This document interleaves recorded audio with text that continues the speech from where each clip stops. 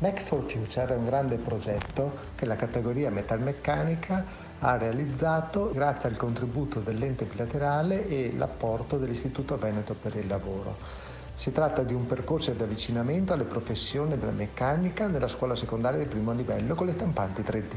7 sono le classi di altrettante scuole secondarie di primo grado, una per provincia, coinvolte. 7 le stampanti che verranno donate, 8 le ore di offerta formativa che verranno fatte per i 20 docenti che sono coinvolti nel progetto, ma non solo, ci sono anche 7 imprenditori tutor, uno per provincia, che verranno appositamente formati per accompagnare le classi nella creazione dei manufatti con la stampante. Tutto questo per coinvolgere oltre 150 studenti. Questi sono i numeri di un grande progetto che parte quest'anno ma che ha una valenza triennale che vedrà coinvolta la categoria ad avvicinare i futuri imprenditori e dipendenti della meccanica. Un contributo che la categoria vuole dare al grande mismatch che esiste tra domanda e offerta di lavoro in questo settore.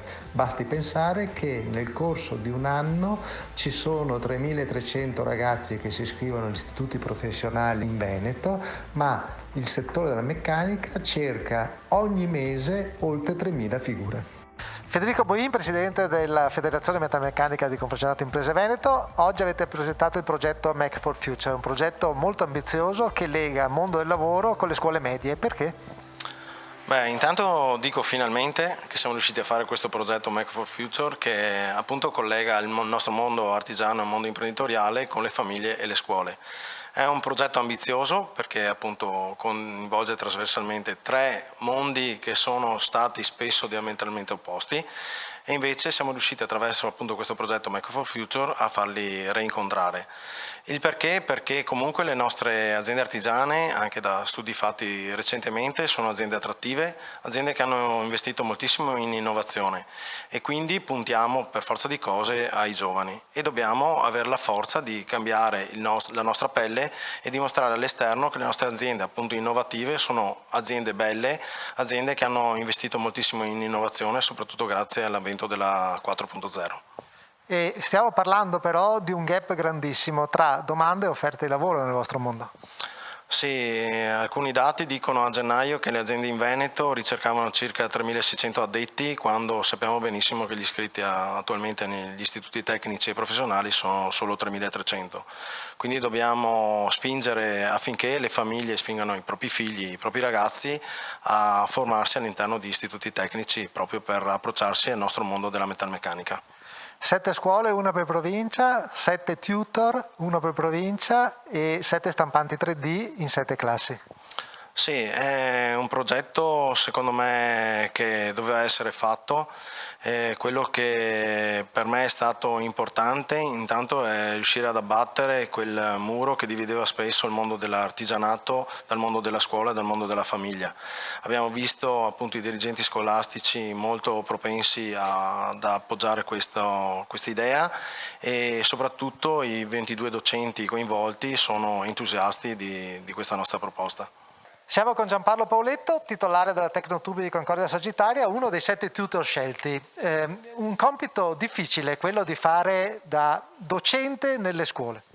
Difficile ma anche stimolante, perché i bambini sono sempre stimolanti, ti aiutano a capire cose che a volte noi non siamo abituati a vedere.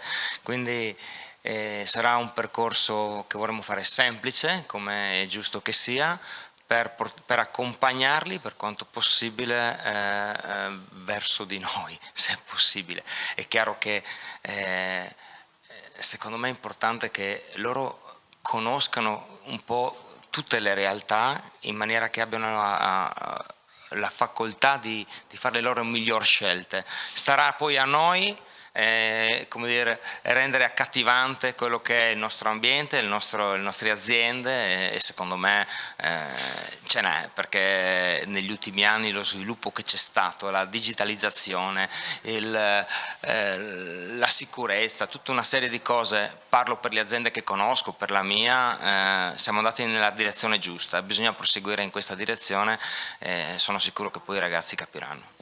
La metalmeccanica non è più un mestiere solo da uomini, partendo dalle medie si riescono a coinvolgere anche le ragazze. Assolutamente sì, anzi sempre di più si vedono, proprio in questi periodi noi abbiamo assunto una ragazza, tra l'altro polacca, quindi, però ha delle doti fantastiche, totalmente diverse dagli uomini, perché non per forza dobbiamo avere le stesse caratteristiche, però hanno per esempio un'attenzione particolare a quello che è la qualità, alla metodicità del lavoro che magari gli uomini non hanno. Per mia esperienza sono molto portate a quelle innovazioni tecnologiche che stiamo apportando.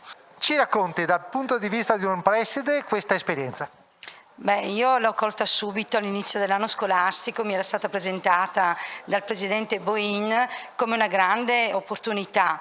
Tra l'altro si inseriva appieno nel nostro piano triennale dell'offerta formativa perché coinvolge diverse aree, a noi molto, molto care e al nostro istituto, l'area dell'orientamento in uscita, l'area delle STEM, quindi dello sviluppo di dell'area scientifico-tecnologica dell'istituto e anche il fatto di poter coinvolgere sempre di più gli alunni in una didattica laboratoriale ed esperienziale e quindi unire la